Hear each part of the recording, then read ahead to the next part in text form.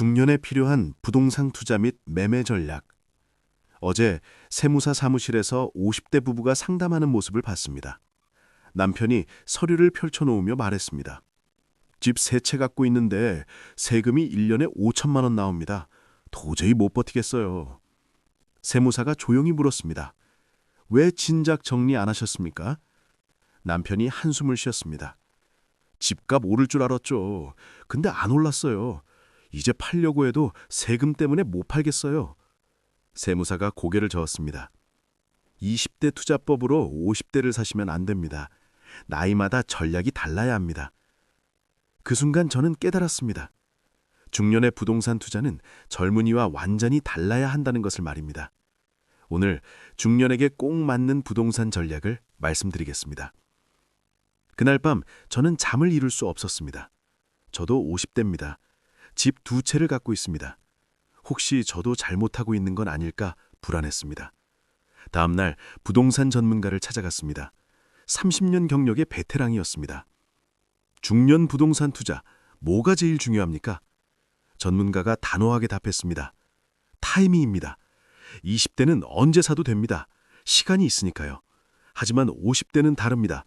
잘못 사면 회복할 시간이 없습니다. 저는 긴장하며 물었습니다. 그럼 지금은 사야 할 때입니까? 팔아야 할 때입니까? 전문가가 반문했습니다. 본인 상황이 어떻습니까? 다주택자입니까? 1주택자입니까? 1주택자입니다. 하나는 실거주를 하고 있고요. 그럼 지금은 기다리세요. 섣불리 움직이지 마세요. 왜 기다려야 합니까? 전문가가 설명했습니다. 지금 시장이 불안정합니다. 금리 높고 거래량 적고 방향성이 불분명합니다. 이럴 때 중년이 투자하면 위험합니다. 그럼 언제 움직여야 합니까? 신호가 명확해질 때입니다. 금리 내리기 시작하고 거래량 늘어나고 방향성 보일 때 그때 움직이세요. 저는 메모하며 들었습니다. 반대로 다주택자라면 어떻게 해야 합니까? 전문가의 표정이 심각해졌습니다. 지금 당장 정리해야 합니다. 특히 50대 다주택자는 시간이 없습니다. 왜 급합니까? 세금 때문입니다. 종부세, 양도세가 중년 다주택자를 조이고 있습니다. 버티면 버틸수록 세금만 늘어납니다. 어떤 집부터 팔아야 합니까? 전문가가 명쾌하게 답했습니다. 3가지 기준으로 정리하세요. 첫째, 수익 안 나는 집, 월세나 전세 수익이 낮은 집부터 파세요. 둘째, 외곽집. 서울에서 멀리 떨어진 집은 앞으로 수요가 줄어듭니다. 셋째, 대형 평수. 40평 이상 큰 집은 팔기 어려워집니다. 지금 팔지 않으면 나중엔 못 팝니다. 저는 고개를 끄덕였습니다. 명확한 기준이었습니다. 그럼 남겨야 할 집은 뭡니까? 서울 소형 평수, 역세권, 재건축 가능 구축. 이 3가지 조건 중 2가지 이상 충족하는 집은 남기세요. 저는 질문을 이어갔습니다. 팔고 나면 그 돈을 어떻게 해야 합니까? 전문가가 중요하다는 듯 말했습니다. 이게 핵심입니다. 중년은 집값 상승을 노리면 안 됩니다. 대신 현금 흐름을 만들어야 합니다. 무슨 뜻입니까? 집 팔아서 나온 돈으로 월세 물건을 사세요. 오피스텔, 소형 상가 같은 거요. 매달 월세가 들어오게 만드세요. 얼마나 수익이 나야 합니까? 최소 연 5%. 2억 투자했으면 1년에 1,000만 원, 한 달에 80만 원 이상 나와야 합니다. 저는 계산해봤습니다. 한 달에 80만 원이면 생활비에 보탬이 됩니다. 다른 전략은 없습니까? 전문가가 또 다른 방법을 알려줬습니다. 있습니다. 집 크기를 줄이는 겁니다. 큰 집 팔고 작은 집 사는 거죠. 왜 그래야 합니까? 중년 부부에게 큰 집은 필요 없습니다. 자식들 독립했으면 25평이면 충분합니다. 큰 집 팔고 작은 집 사면 차액이 생깁니다. 그 차액으로 뭘 합니까? 노후 자금으로 쓰는 겁니다. 월세 물건 사거나 배당주 사거나 예금 넣거나 현금을 확보하는 게 중요합니다. 저는 완전히 이해했습니다. 중년의 전략의 핵심은 현금 확보였습니다. 구체적인 사례를 들어주실 수 있습니까? 전문가가 실제 고객 사례를 들려줬습니다. 한 고객이 있었습니다. 60대 부부였습니다. 서울 강남의 40평 아파트에 살고 계셨죠. 시세 15억이었습니다. 좋은 집 아닙니까? 좋죠. 근데 부부 둘이 40평이 필요합니까? 게다가 재산세 관리비 부담이 컸습니다. 한 달에 100만 원씩 나갔어요. 그래서 어떻게 하셨습니까? 제가 제안했습니다. 이 집 팔고 같은 동네 25평으로 가시라고. 25평은 9억이었어요. 차액 6억이 남았죠. 그 6억으로 뭘 하셨습니까? 3억은 지방 오피스텔 5개를 샀습니다. 월세가 한 달에 150만 원 나왔어요. 나머지 3억은 배당주에 투자했습니다. 배당금이 한 달에 100만 원 나왔죠. 합치면 한 달에 250만 원이네요. 맞습니다. 여기에 국민연금 합치면 한 달 수입이 400만 원이 넘었습니다. 생활비로 충분했죠. 집은 작아졌지만 현금 흐름은 늘어난 거네요. 정확합니다. 그게 중년 전략입니다. 저는 감탄했습니다. 명쾌한 해법이었습니다. 또 다른 사례도 있습니까? 있습니다. 다른 고객은 다주택자였어요. 집 3채를 갖고 계셨는데 세금 폭탄 맞고 있었습니다.